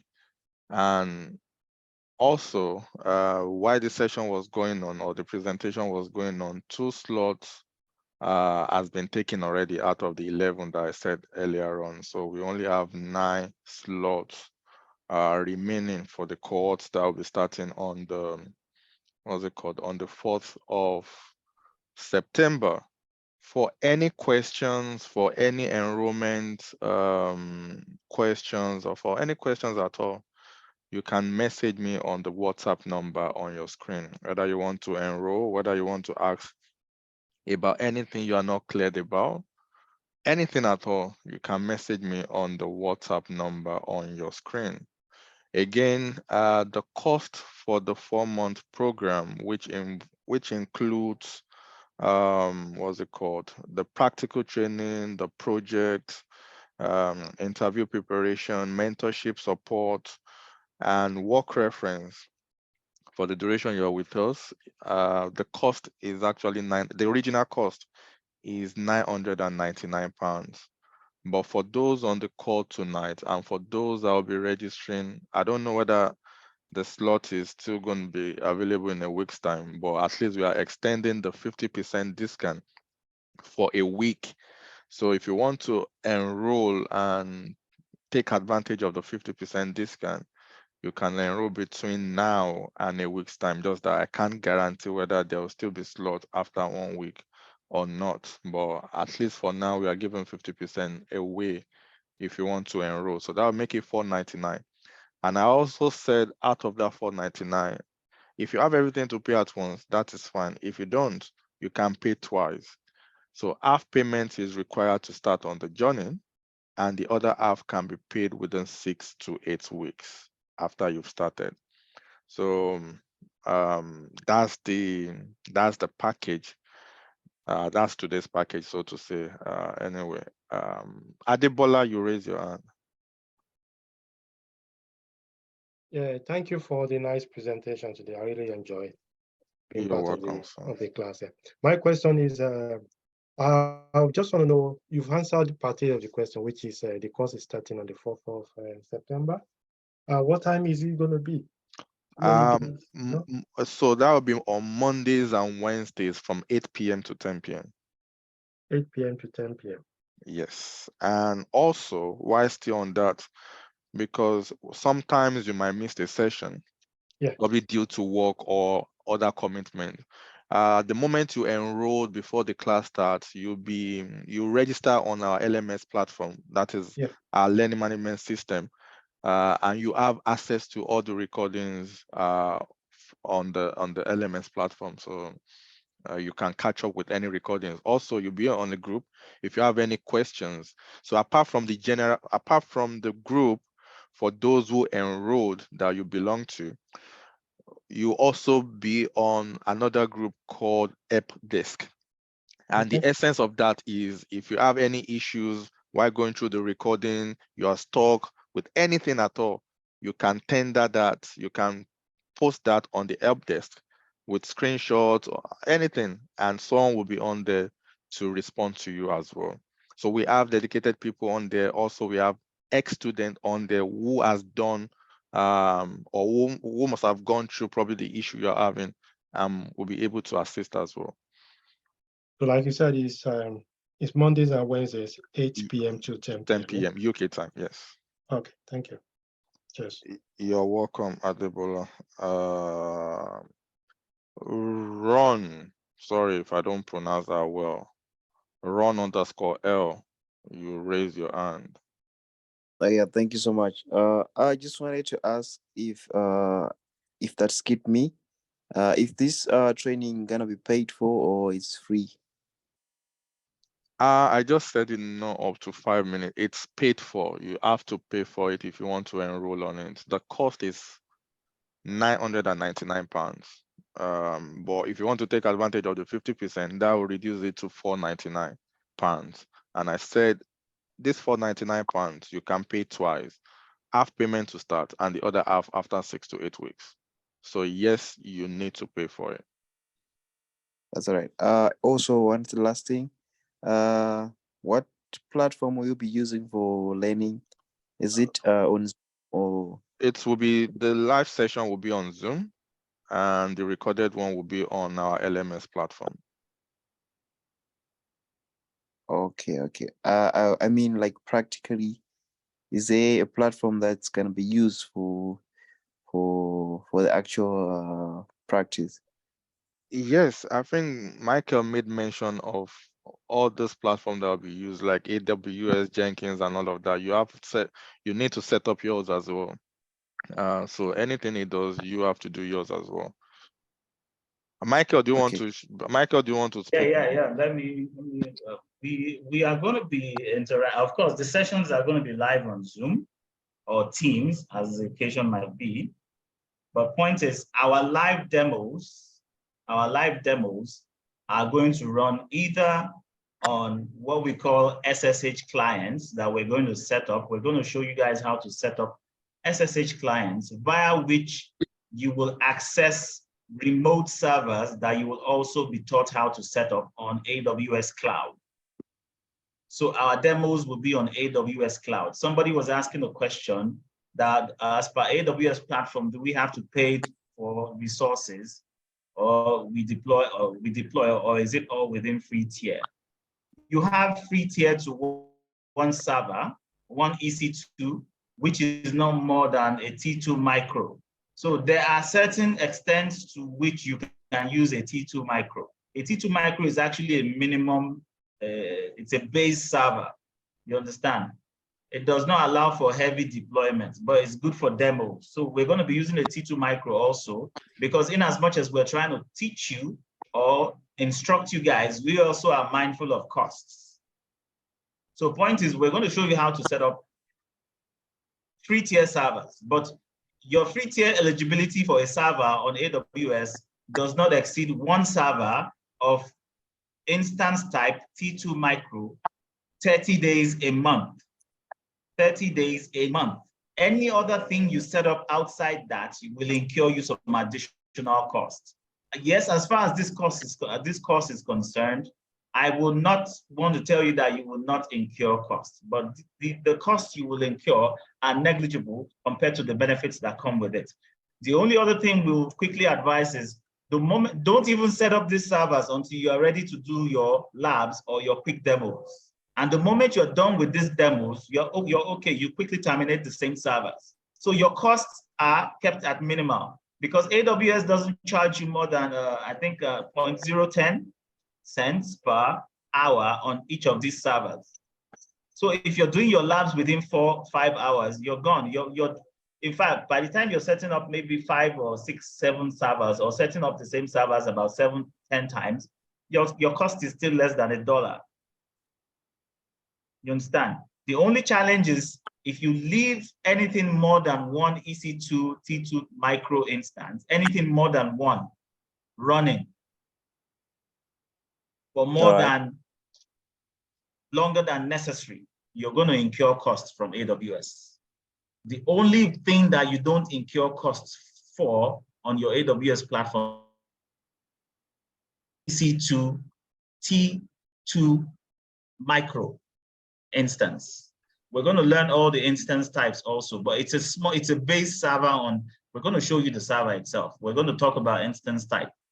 So, and the instance type we're talking about also allows for your basic demos until we get to a point where you probably need a higher server type, but also the cost on these server types are, which means at the end of your demos, you also have to quickly terminate them because if you leave them running, they are not free tier eligible servers, you will incur cost, but your costs will terminate them immediately after your demo. So unless you are really ready, after going over the videos, maybe after the live class, I always advise watch the video once again before you now decide to run your demos or your. Once you're done with your lab, you know you practicalize that aspect of the conversation, you terminate the servers, and you're good. So it keeps your cost at minimals. Using those kind of servers, you're going to be using high-end servers.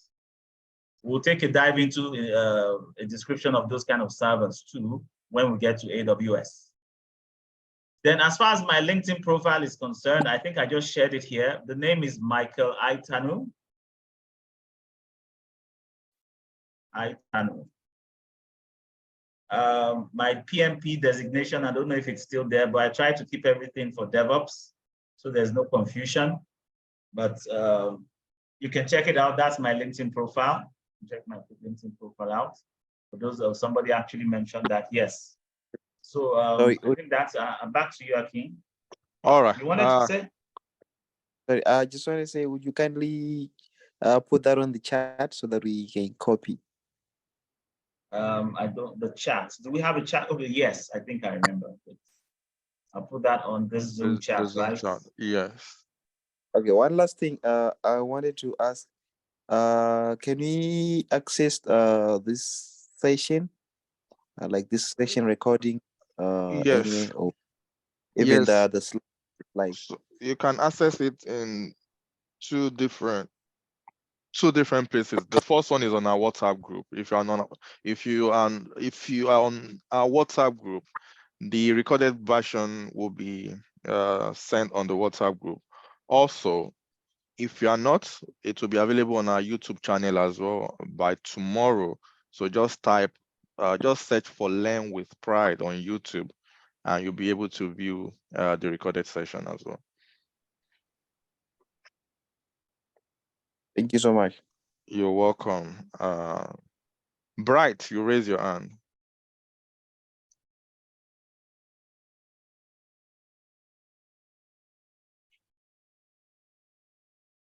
Hello, Bright, are you still there? If you are talking, you're on mute. Hello. Hello, we can hear you now.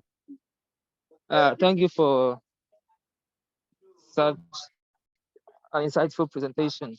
My questions are two. First of all, I want to ask, is that the class is beginning at 4th September, right? That's correct, yes. Yeah. So please, aside 4th, when is the other next how do you call it? The class?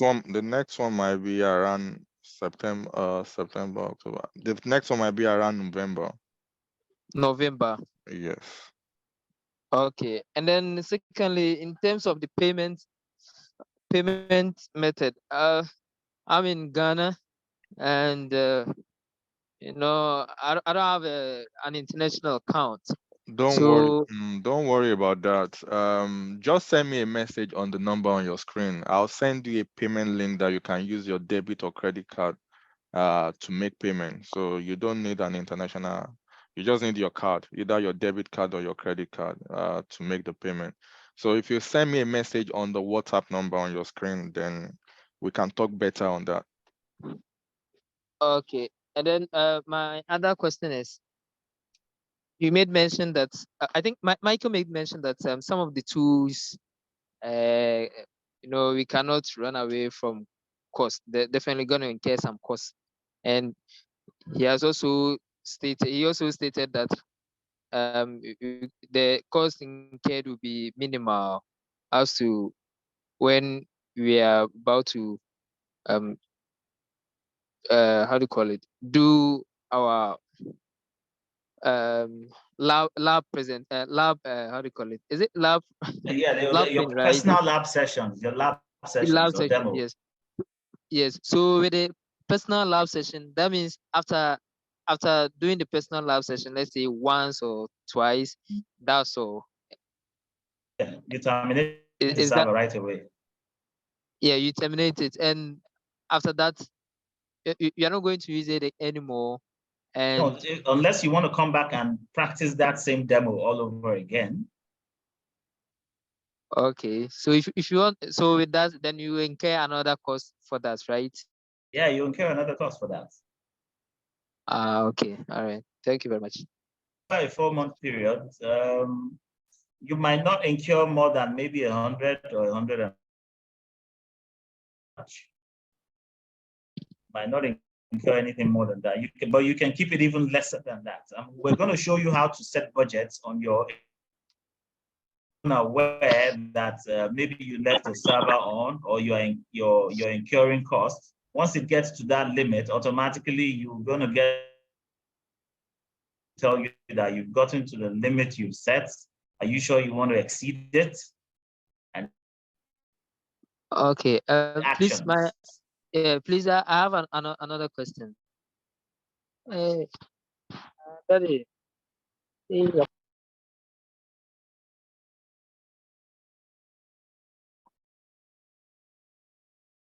Hello, Bright. Are you still asking your question or you are done?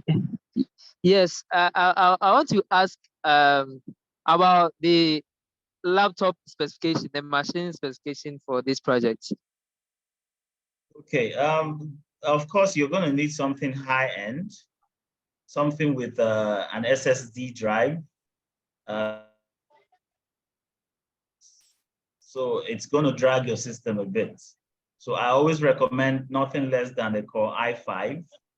Not that you can't use a Core i3, you understand, but you can compensate with your maybe hard drive space and RAM size. So maybe a 16 gigabytes or 8 gig RAM with a Core i3 and maybe an SSD of minimum 250 or 500 would do. Personally, I use a Core i7 because I do a whole lot of other. But I recommend on the minimal for i5, 8 gig RAM, and maybe 256 minimum or 500 gig SSD drive. So for your system, you can. Oh, okay. In the case, it can be any operating system, Windows or Mac. That would suffice also because you're going to be multitasking a lot on that system. So you don't want anything slowing you down particularly. Oh, okay. But so SSD should be one of the key factor of. Yes, the drive should be SSD. And minimum 8 gig. Okay. 8 gig RAM. Okay. And then sorry. And then lastly, that's my last question.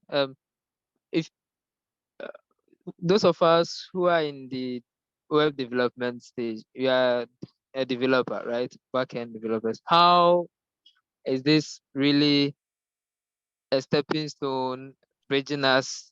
Okay, how is this this project going to help us more? Even though you've explained much more into it, but I don't really get how, because you said it's not about coding. The coding in this project DevOps is very minimal. So we as developers, how is it going to benefit us?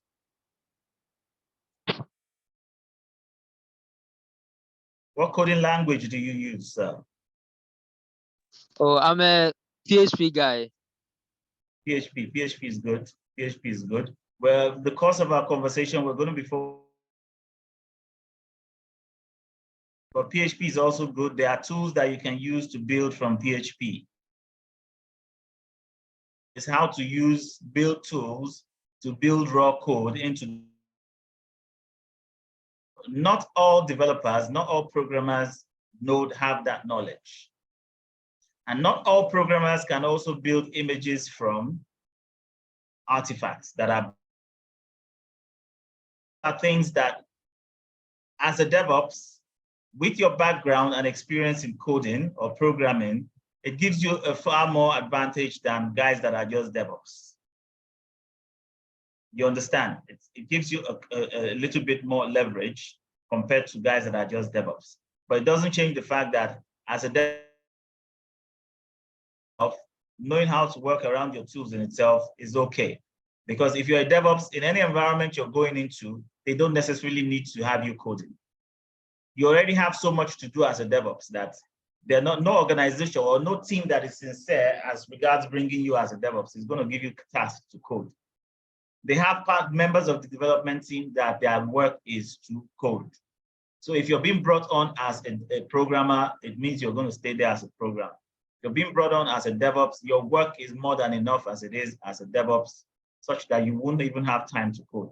But it does give you an advantage in terms of putting your leg in the industry. So some organizations might want to just bring you in as a PHP person while they're waiting for an opportunity to engage you as a DevOps. I hope you understand that. Yes, please. Yeah. Yeah. They'll be waiting for an opportunity to engage you as a DevOps, but they just need a PHP guy by the side. But basically, if they want to bring you in as a DevOps, they are not really concerned about your background in PHP, because they do know you understand shell scripting, which we're going to also learn. They know you understand code already. So whether you're looking at PHP, you're looking at Python, or you're looking at Java, or you're looking at shell, you do have an understanding of how code works. You understand? So it's a give and take anyway. So it's nothing particularly cast on stone, but at least you can say it's you do have a little edge. You do have a little edge because some teams might just want to have you on board as a PHP guy while waiting to put you somewhere more useful as a DevOps. That can be a good starter for you. All right. Thanks, Michael, for that. Quickly, because of our time, let me just take a few more questions on the chat. What sort of support can we expect after finding a job? As I made mention earlier on, we offer, number one, you'll be added to an alumni group, because you need professionals at your corner as well. You need a community you can run to for help and support, and from the alumni group, you can get this from the alumni group. And also, we provide on-job support as well, which most of it will still come back. And don't forget, I think I made mention as well earlier on regarding another group, which is called Help Desk as well. That will still be functional to you as well. Even when you get a job, you can still make use of that group, because we have dedicated people on that group, and also ex-students and those who are already working are on that group as well, which can help you out. So you have two different groups you can, leverage on for support. Hello, please, I have a question. Yeah, go on. What's your question, Emmanuel? Yeah. So I want to ask whether using a Mac for this DevOps course is actually a good computer, or I need to get a Windows something. A Mac is okay. A Mac is okay. Okay, all right. Mac is okay. Mac is okay because you have terminal on Mac and you can install Git Bash on Mac also, so you're good. Especially if you already have a Mac. So there's no point changing it. No point changing it. I would not advise that. If you already have a MacBook, fantastic. To work well. Okay. All right, thank you. All right, thanks, Emmanuel. I'm just going through the messages online to see whether, can we please have Michael's LinkedIn? I think he has dropped it.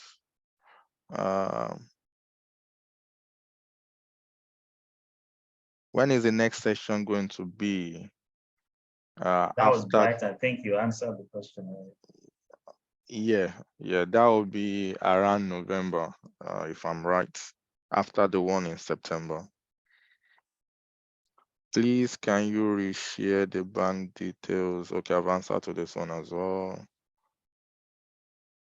Thomas, what's the cost for enrollment? The cost is $9.99. The actual cost is $9.99, but we are giving 50% discount for those that wants to enroll between now and a week's time. And as I said at the very beginning, we only have 11 slots. Out of that 11 slots, why on this call 3 already has been taken. So I think we only have 8 left, 8 slots left. For Mark, he has answered yes, you can use Mark. All right, I think that is all the questions on the group chat as well. If you have any other questions you want to ask me after this session, or if you require if you are interested in the, what's it called? The curriculum, the outline, the course outline, you can message me on that number as well, and I'll be forwarding it to you on the WhatsApp number. Please, can we have Michael's LinkedIn account, please? I feel like Michael already dropped it. Shared it already. Shared it. You already shared it on the WhatsApp, on the Zoom chat. You can reshare it, Michael, if you want to. Okay, is there? I did. I shared it. Just ensure that you are not sharing to, you are not sending to a particular person on the group chat. Okay. Yes. Waiting room participants. Yeah, that's correct. Yeah. Meeting group. So what do I send? Supposed to say all meeting group chats. Okay, meeting group. Yeah. Waiting room. Sorry, not waiting room. Meeting it's group meeting group chat. Yes. Send chat.